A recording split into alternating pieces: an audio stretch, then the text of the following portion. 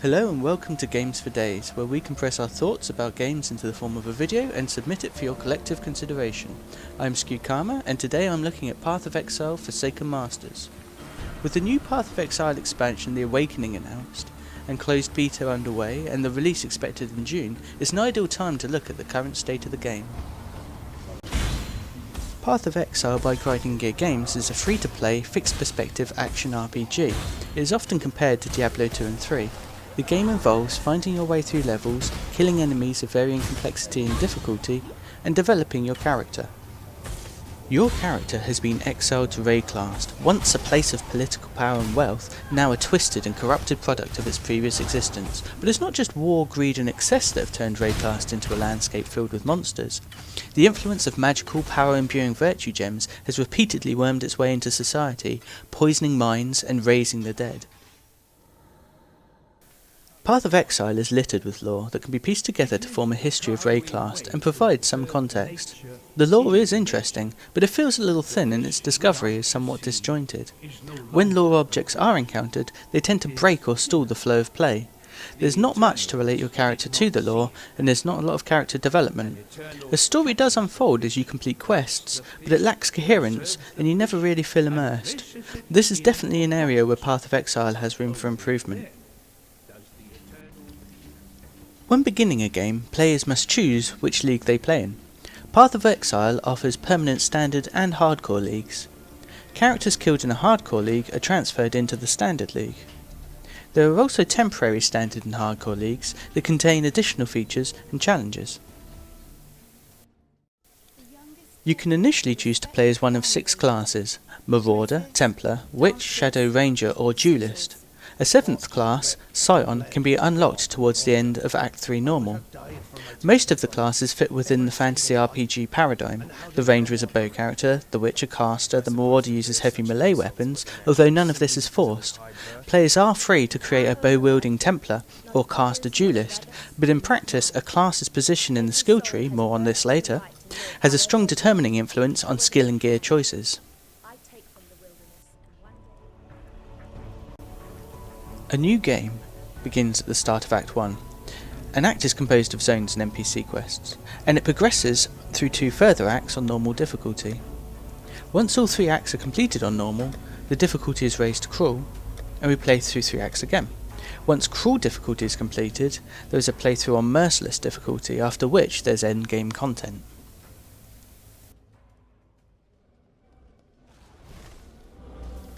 Like other games of this genre, Path of Exile's core gameplay is about killing enemies to gain items and XP, which raises your character's level, health points, and damage.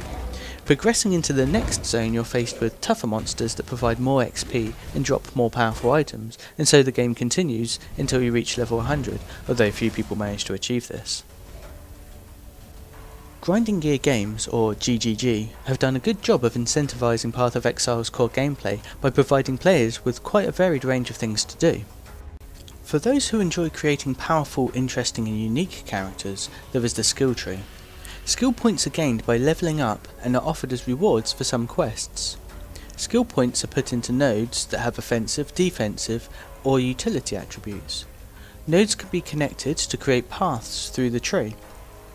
Players need to continuously ask themselves, do I need to take damage nodes to kill monsters more easily, or should I increase my life pool to bolster my survivability? Or, if I path through nodes in this direction in the tree, will I miss out on some powerful keystone and notable nodes in another part of the tree? Questing is fun, or at least it can be.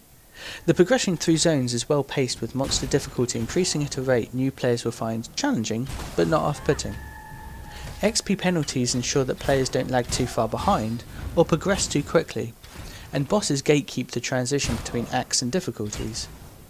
Repeating the same quests in each playthrough can feel a little bit stale, but this is offset to some degree by the fact that quest rewards are different in each difficulty.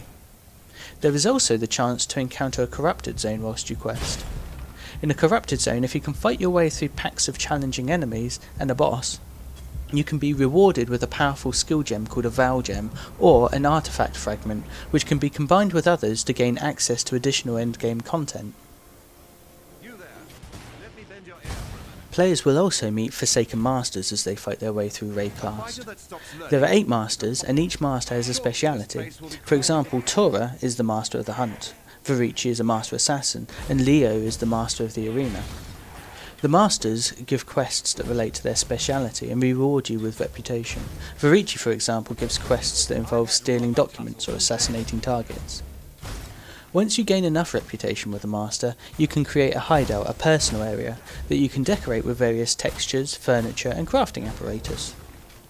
Gaining higher reputation with Masters unlocks better crafting options, and allows you to purchase better items from the Masters.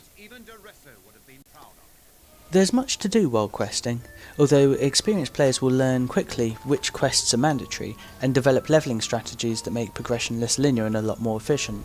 This is particularly the case while playing with a party. Path of Exile allows you to form parties of up to 6 players. More people in your party does mean that monsters have more health, but players also get more loot and have more DPS. Since group player damage scales faster than monster HP, groups tend to clear content faster, which is particularly good at endgame for levelling and farming. One of the big draws of a game like Path of Exile is loot. The intermittent reward of uniques and rares with low drop rates and good rolls, coupled with the satisfying feeling of having an inventory full of currency, cause many players to repeatedly clear the same zones as part of a farming strategy. Trading is facilitated through a combination of chat, forum posts and external websites, although actual trade takes place in-game. The ethos of Path of Exile seems to be that trade is best managed by players, and while this may be appealing to some, it could be quite off-putting to others. The lack of an in-game trading system like an auction house makes it difficult for new players to sell their unwanted loot, or to know how to buy items. It also makes it difficult for players to judge the market value of items to determine if they're overcharging or getting a fair deal. Experienced players often treat trade as a necessary part of an overall progression strategy. It is often much more efficient to sell what you don't need and to use the currency you earn to buy items that you want than it is to farm for those items. When a character reaches about level 66, players can transition into endgame content, specifically entry-level maps. Maps are large zones based on Path of Exile's tile sets incorporating tougher monsters and harder versions of bosses from elsewhere in the game. The enemies in these zones typically drop better loot, and some unique items can only drop in maps. If a player is lucky, higher level maps will drop, opening the way to higher level and more challenging content. In my view, maps are a particularly strong feature of Path of Exile for the fact that they can be crafted. Using a transmutation orb on a white map will transform it into a magic map that has modifiers. It could be that monsters reflect physical damage, or that players are slowed. There are many modifiers, and this keeps maps feeling fresh and challenging. The more challenging the map modifiers are, the greater the quantity of loot players receive. Players need to be mindful of how their character has been built, and make a decision balancing the kinds of mods they can handle, and how much loot they can get. In addition to maps, there's another map-like zone called the Apex of Sacrifice. This is accessed in the same way as maps, but using artifact fragments which are gained from some corrupted zones, and corrupted map bosses. Players fight their way through levels of the zone, and if they can progress through 2 boss stages, they face a final boss called Atziri, Queen of the Val. Path of Exile is a keyboard and mouse game. The controls are intuitive and customizable. A nice feature is the ability to separate out a character's basic attack from movement, which avoids situations where you accidentally attack when you mean to move. The layout of the user interface is appealing and sensible. It's easy to see how much health or mana you have, and navigating menus is straightforward. The labels though on loot drops, especially in maps, can cause the screen to become a little bit cluttered, making it difficult to see the monsters that are attacking you. The combat mechanics are varied and interesting. Players need to understand the range and area of effect of skills that they use, and develop a playstyle to deal with the different ways monsters behave. One of my favourite skills is Puncture, where you apply a bleed that is substantially more powerful when an enemy is moving. There's something very satisfying about kiting enemies you've punctured. Okay, now we need to talk about desync. Desync describes a set of circumstances where an event, for example colliding with the environment or enemies, causes a disparity between where your computer, the client, and the Path of Exile server position your character and monsters. When your computer and the server resyncs, the server's simulation of events becomes the de facto state. This means that there can be periods of time when what you see on screen and what's happening are not necessarily the same thing. Experienced players sometimes point out that the circumstances that cause desync are predictable and so desync can be managed. This is true when things are going well, but when you're panicking or trying to quickly clear content in a race, it's very easy to make a mistake. Grinding Gear Games has stated that a fix for desync will be coming in the next expansion. This could be a huge boost for Path of Exile, since desync is arguably the biggest problem with the game. The visual style of Path of Exile is dark and gritty. It's not uncommon to see impaled corpses, strewn limbs and bloody torture devices, although I feel that the prevalence of these diminishes their impact a little bit. Despite its macabre tone, Path of Exile manages to be visually quite appealing. There are a lot of little touches like waves lapping on the beach in the Twilight Strand, or rats scurrying around the crematorium, that add depth to the visual experience.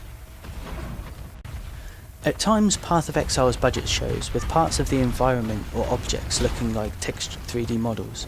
I suspect this has to do with the way that lighting is rendered. The animation is satisfying if a little wooden, but Grinding Gear Games has done a good job of balancing visual appeal against cost, spending money where it matters most, i.e. the gameplay.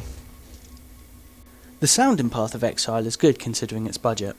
The music serves to set the mood. It doesn't intrude or dominate, but rather hovers in the background, adding a little context. The compositions tend to feel despairing and remorseful, but often feature light industrial rhythms and occasional discordant highlights. The music fits with the game's visuals and helps to create a mood, but it's never evoked a strong emotional reaction from me. The sound effects are varied enough to maintain auditory interest, but not as rich and as varied as they could be. The ambient sounds fit well and blend seamlessly into the experience. The voice acting is serviceable, but not always very believable. It sometimes sounds a little bit like a script being read and often lacks emotion. The portrayal of a character can be a little bit hammy and a little bit tongue-in-cheek, and this works really well for the shadow of Varichi, but feels at odds with the personalities of other NPCs. So what's the best thing about the game? Well, for me it has to be the thought, research and experimentation that goes into creating your build. It just feels so satisfying to create a character from scratch and piece them together in a way that can master the challenges Path of Exile throws at you. What's the worst thing about the game? I feel that a simpler trading system would remove some barriers for new and shy players. It would also widen access to items and in turn widen access to builds. However, it could also diminish the complex and meaningful currency system in Path of Exile and impact on the role of crafting. For these reasons, I can understand why trading is the way it is, even if I'm not entirely comfortable with it. Those things being said, hands down the worst thing in the game has to be desync. What do you think are the best and worst features in Path of Exile? Share your views in the comments below. If you enjoyed the video, why not subscribe and follow us on Twitter to find out when new videos are released. I'm Skewed Karma, and thank you for watching.